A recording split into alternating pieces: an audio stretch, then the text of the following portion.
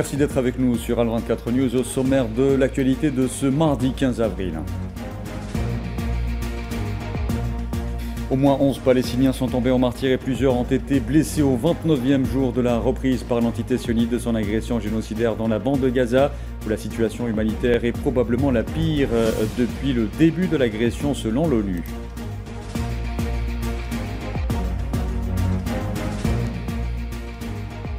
Le ministre algérien des Affaires étrangères, Ahmed Attaf, participe à Addis Abeba à la cérémonie d'ouverture de la 24e session extraordinaire du Conseil exécutif de l'Union africaine à l'ordre du jour, notamment le parachèvement des élections concernant les sièges et les postes vacants au niveau des organes de l'Union africaine.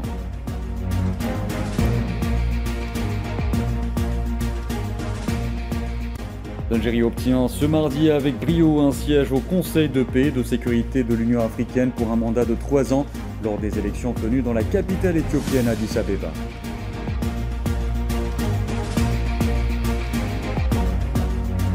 Le Conseil du renouveau économique algérien annonce l'annulation de la visite qu'il devait effectuer en France ainsi que de la rencontre prévue avec le mouvement des entreprises de France, le MEDEF, à la suite d'une mesure prise par les autorités françaises.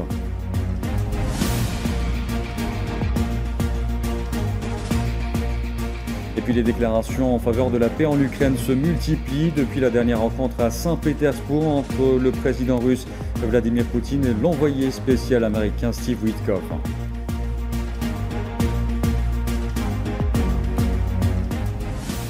Bonsoir à tous. Au 29e jour de la reprise de son agression contre la bande de Gaza, l'entité sioniste a fait ce mardi au moins 11 martyrs et plusieurs blessés. Depuis le 18 mars, 1630 Palestiniens sont tombés en martyrs et 4302 autres ont été blessés. Alors que le bilan des victimes depuis le 7 octobre 2023 est de plus de 51 000 martyrs et 116 343 blessés.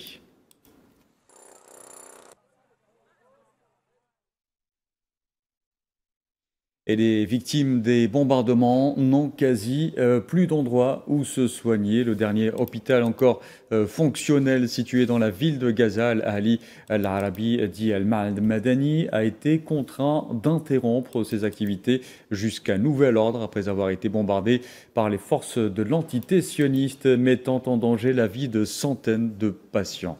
Le point de la situation avec Neila Hamouda.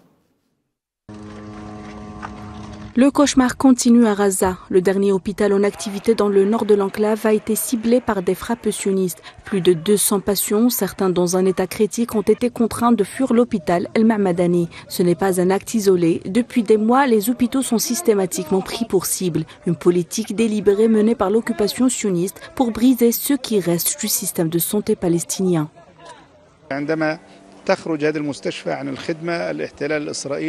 En privant cet hôpital de ses fonctions, l'occupation israélienne anéantit l'espoir et la vie de la population. Le droit international, censé protéger ces institutions, n'a absolument pas réussi à dissuader ni à stopper les attaques de l'occupation contre les hôpitaux. En réalité, nous sommes confrontés à une catastrophe sanitaire dans tous les sens du terme. Le dernier espoir des blessés s'est effondré sous les bombes. Du service de soins intensifs, il ne reste quasiment rien. Ce n'était pas un simple bâtiment, mais un refuge, un symbole de survie. Il y a encore un nombre important de patients ici qui nécessitent une intervention chirurgicale. Des jeunes, des enfants, des femmes présentant des plaies ouvertes ou des os fracturés. Ils ont besoin de soins intensifs. Malheureusement, notre capacité à prendre en charge ces patients est considérablement réduite. Si certains patients ont pu quitter l'hôpital, d'autres n'ont pas eu la force de fuir. Selon les responsables de la santé de l'établissement, un enfant est tombé en martyr peu de temps après avoir été évacué. Certains patients se sont retrouvés dans la rue, tandis que d'autres sont restés à l'intérieur de l'hôpital, incapables de s'échapper. Certains, n'étant pas accompagnés de membres de leur famille, n'ont pas pu fuir en raison de leur état de santé, comme c'était mon cas. J'ai vraiment cru mourir cette nuit-là, car nous ne savions pas quelle partie de l'hôpital ils allaient cibler. Nous avons été choqués lorsqu'ils ont bombardé le service d'accueil, la banque du sang et même la pharmacie où nous achetons nos médicaments. La destruction de cet hôpital est la suite d'une stratégie sioniste visant à faire plier une population déjà meurtrie. À Gaza, même les lieux censés sauver des vies deviennent des cibles. Et le secrétaire général de l'ONU, Antonio Guterres, est dit profondément alarmé par la frappe menée dimanche par les forces de l'entité sioniste contre l'hôpital Al-Ahli, Al-Arabi, dit Al-Mahmadani, de Gaza, dont les activités ont été paralysées, portant un coup sévère au système de santé déjà dévasté de l'enclave palestinienne. Guterres a aussi rappelé qu'en vertu du droit international humanitaire, les blessés et les malades, le personnel médical et les installations médicales, y compris les hôpitaux, doivent être respectés et protégés.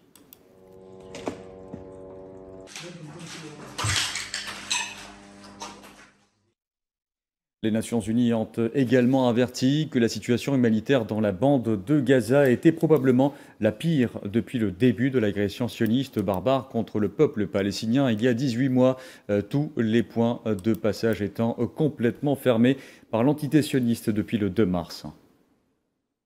The Office of the Coordination of Humanitarian Affairs warns that the humanitarian situation is now likely.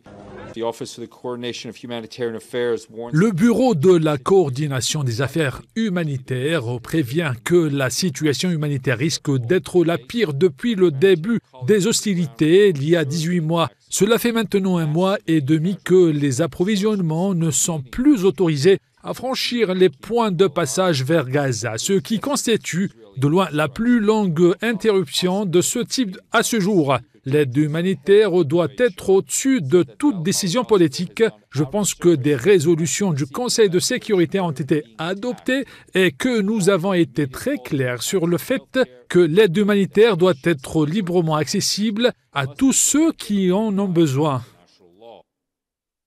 Et les forces de l'occupation sioniste poursuivent également leur agression contre la ville de Tulkarem et son camp pour le 79e jour consécutif et contre le camp de Nour Shams pour le 66e jour consécutif au milieu d'une escalade continue sur le terrain, de renforts militaires, de raids et d'arrestations faisant chaque jour de nouvelles victimes en Cisjordanie.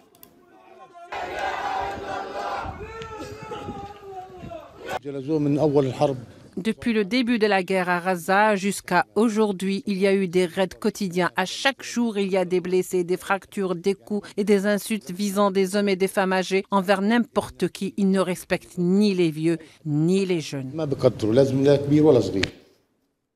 Et près de 500 colons sionistes ont pris d'assaut ce mardi l'esplanade de la mosquée Al-Aqsa dans la ville occupée d'Al-Quds sous la haute protection des forces de l'occupation sioniste. Les colons se sont introduits dans l'enceinte de la mosquée par groupes successifs du côté de la porte des Maghrébins, ont effectué des rituels talmudiques et mené des marches provocatrices dans ces cours au 3e jour d'une fête juive.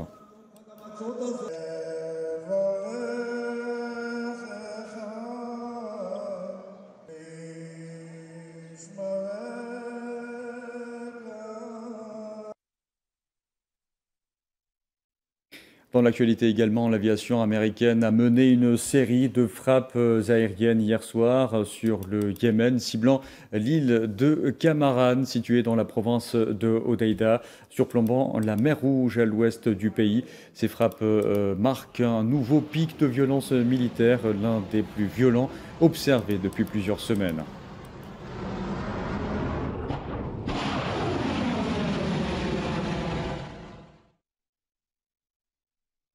Le président syrien de transition Ahmed al-Shara a entamé ce mardi sa première visite officielle au Qatar depuis son arrivée au pouvoir en décembre. Al-Shara a été accueilli à son arrivée à Doha par l'émir du Qatar, Tamim Ben Hamad Al Thani.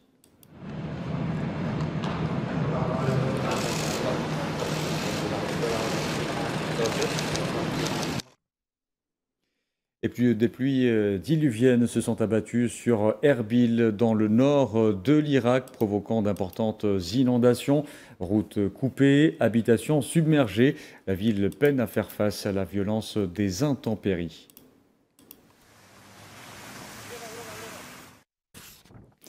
Je vous en parlais en titre, le ministre d'État algérien, ministre des Affaires étrangères, de la communauté nationale à l'étranger et des Affaires africaines, Ahmed Attaf, participe depuis ce matin à Addis Abeba à la cérémonie d'ouverture de la 24e session extraordinaire du Conseil exécutif de l'Union africaine.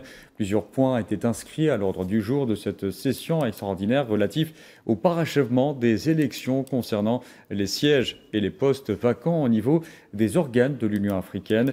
Le ministre d'État a eu à cette occasion des entretiens avec certains de ses homologues africains ayant permis d'échanger les vues sur les principales questions d'actualité au niveau africain.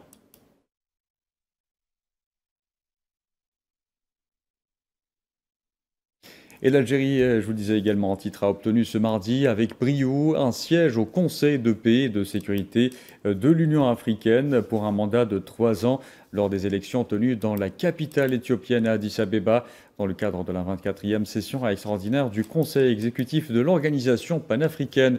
L'Algérie a scellé les résultats du vote en sa faveur après avoir obtenu la confiance de 34 pays africains lors du 3e tour des élections contre 15 voix pour la Libye, tandis que le Maroc s'est retiré de la course.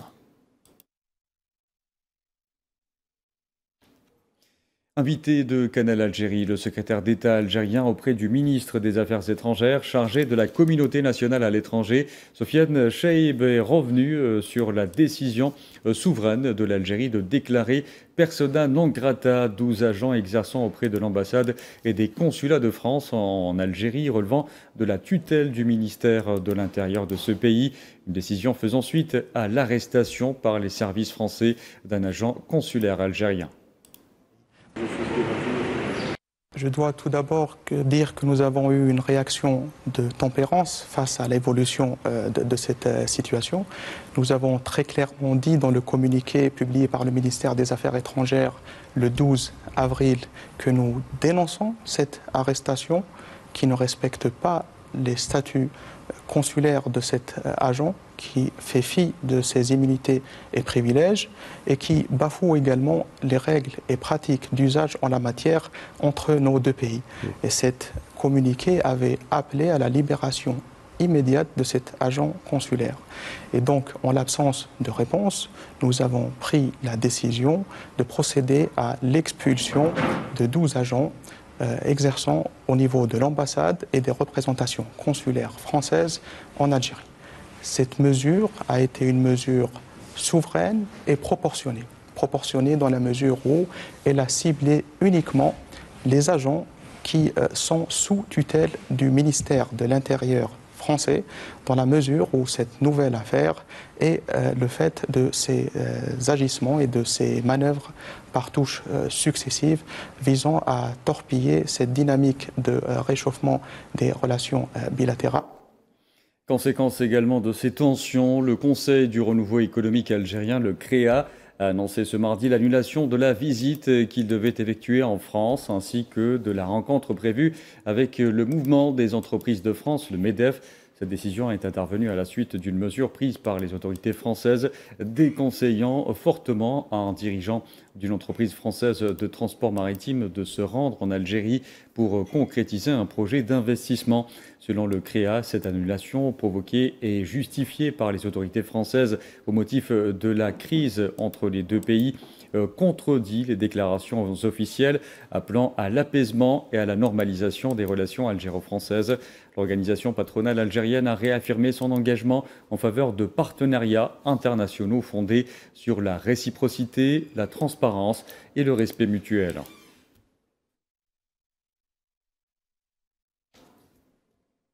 Partenariat solide, coopération économique durable, c'est le thème des travaux du Forum d'affaires algéro-chinois sur l'investissement en Algérie qui s'est tenu ce mardi à Alger avec la participation d'un nombre important d'opérateurs économiques des deux pays. L'événement a notamment permis de passer en revue les opportunités d'investissement offertes en Algérie, ainsi que la politique chinoise d'investissement à l'étranger avec la tenue de rencontres d'affaires bilatérales. بعد التوقيع على إعلان الشراكة الاستراتيجية الشاملة سنة 2014 Après la signature de la déclaration stratégique globale d'Alger en 2014, l'Algérie est devenue le plus grand marché de la Chine en Afrique du Nord. En 2024, le volume des échanges commerciaux entre l'Algérie et la Chine a atteint 12,5 milliards de dollars, dont 10 milliards d'importations et 2,5 milliards d'exportations. Cela ne reflète cependant pas les aspirations de l'Algérie d'aller vers un équilibre progressif. Ce forum économique a pour objectif d'identifier de nouveaux secteurs porteurs de coopération et surtout de renforcer les liens entre les acteurs économiques des deux parties. Nous disposons aujourd'hui d'une véritable capacité collective à réussir ensemble, une capacité qui peut encore être approfondie et développée. Les entreprises chinoises sont devenues les plus grands constructeurs d'infrastructures en Algérie et des partenaires majeurs dans son processus de modernisation et d'industrialisation. Cette année marque la conclusion du 14e plan quinquennal de la Chine et la préparation du 15e plan quinquennal. Allez, parlant énergie, la demande mondiale de gaz naturel devrait augmenter de 2% par an plutôt, en 2025 et 2026, selon les prévisions du Forum des pays exportateurs de gaz, le GECF, publié dans son dernier rapport annuel. Cependant, l'organisation a mis en garde contre les risques susceptibles d'affecter ces prévisions, notamment les droits de douane généralisés annoncés récemment par les États-Unis, dont les effets négatifs ne sont pas pris en compte dans ce même rapport.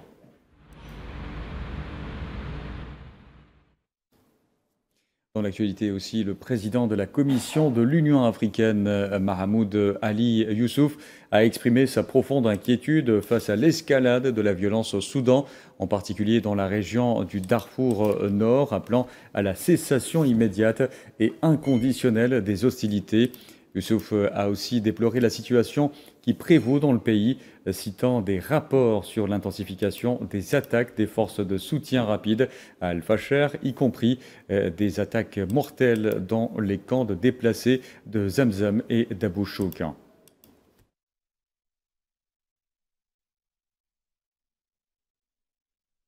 De son côté, le haut-commissaire de l'ONU aux réfugiés, Filippo Grandi, a averti contre une aggravation de la situation au Soudan si le monde continue de détourner le regard de ce pays ravagé par un conflit armé depuis 2 ans, jour pour jour.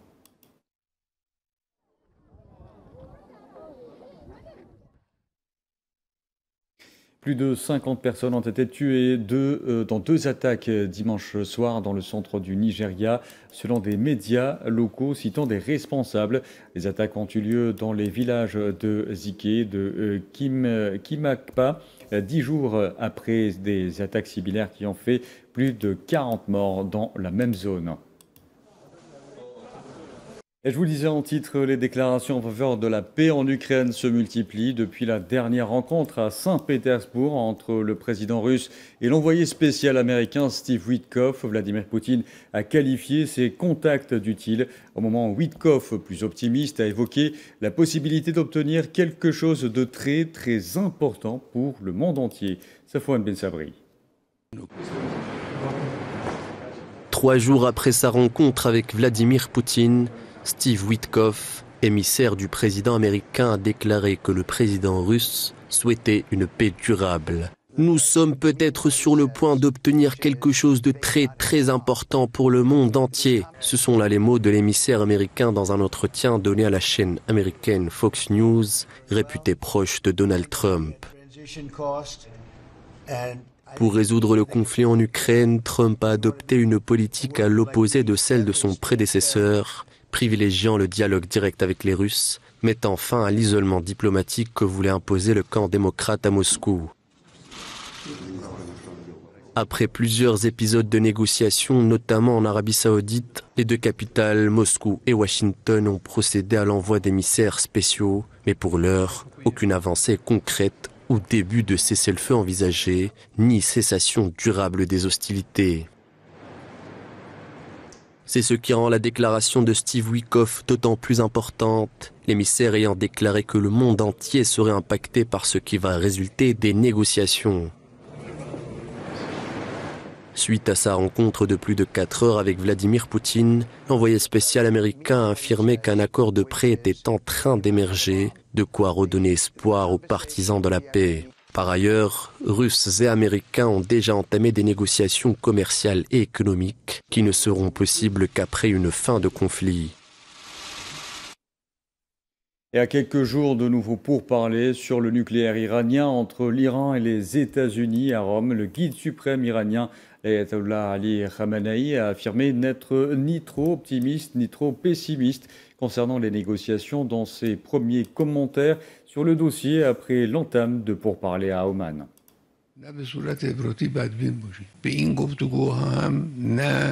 Nous ne devrions pas être trop optimistes ou trop pessimistes quant à ces négociations. Après tout, il ne s'agit que d'une tâche, d'une initiative décidée et mise en œuvre. Ces premières étapes ont bien avancé et ont été bien exécutées. À partir de maintenant, il faut les suivre scrupuleusement en définissant clairement les lignes rouges, tant pour l'autre partie que pour nous. Les négociations peuvent aboutir ou non. Nous ne sommes ni trop optimistes ni trop pessimistes. Bien sûr, nous sommes très sceptiques à l'égard de l'autre partie. Nous ne l'acceptons pas et ne lui faisons pas confiance. Nous savons qui elle est, mais nous sommes optimistes quant à nos propres capacités. Nous savons que nous pouvons faire beaucoup de choses et nous maîtrisons les approches efficaces. Et enfin, dans le reportage de cette édition, zoom sur la wilaya de Biskra qui s'impose aujourd'hui comme un véritable pôle agricole en Algérie. Ses terres fertiles et ses techniques de production modernes assurent une part significative de l'approvisionnement du marché local, couvrant près de 40% des besoins en fruits et légumes. Mohamed Wali Ben Chaban.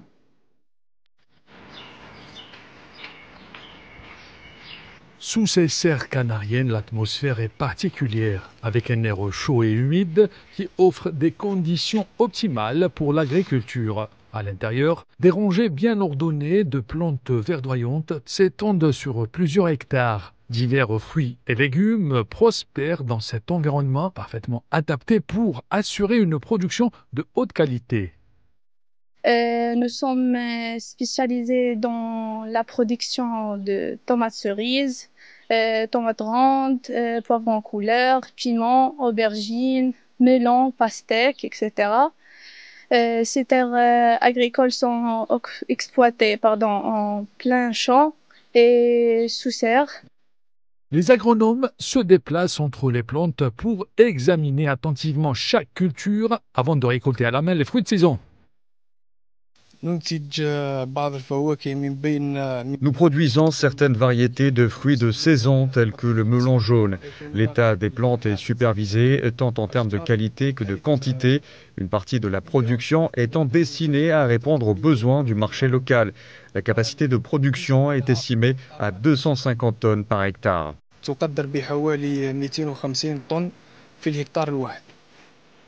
L'innovation est au cœur de chaque action. Le contrôle rigoureux des variables environnementales permet de maximiser le rendement.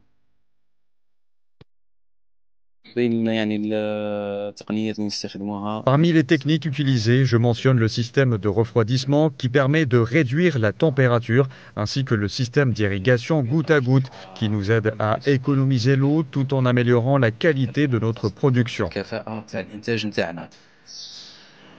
Dans l'unité de contrôle, des techniques modernes d'irrigation, de chauffage et de fertilisation sont mises en place pour optimiser la production et suivre adéquatement les cultures. Cette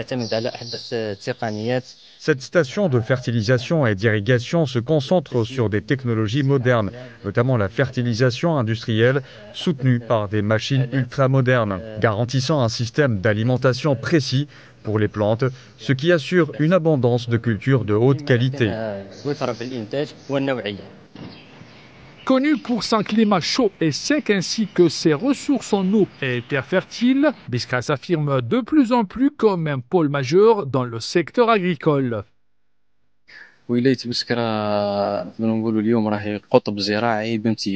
La wilaya de Biskra est aujourd'hui un pôle agricole par excellence, disposant de vastes capacités. Elle parvient à répondre à environ 40% des besoins du marché local. Avec un travail sérieux et de la volonté, elle peut dépasser ces pourcentages et couvrir le marché avec d'autres produits. Cette exploitation agricole est bien plus qu'un simple espace de production. Elle incarne le futur de l'agriculture à Biskra, où les technologies modernes et l'expertise agronomique se rencontrent pour transformer cette région désertique en un véritable pôle agricole. Et voilà, on arrive à la fin de ce journal. Merci à vous de l'avoir suivi. Excellente soirée à tous.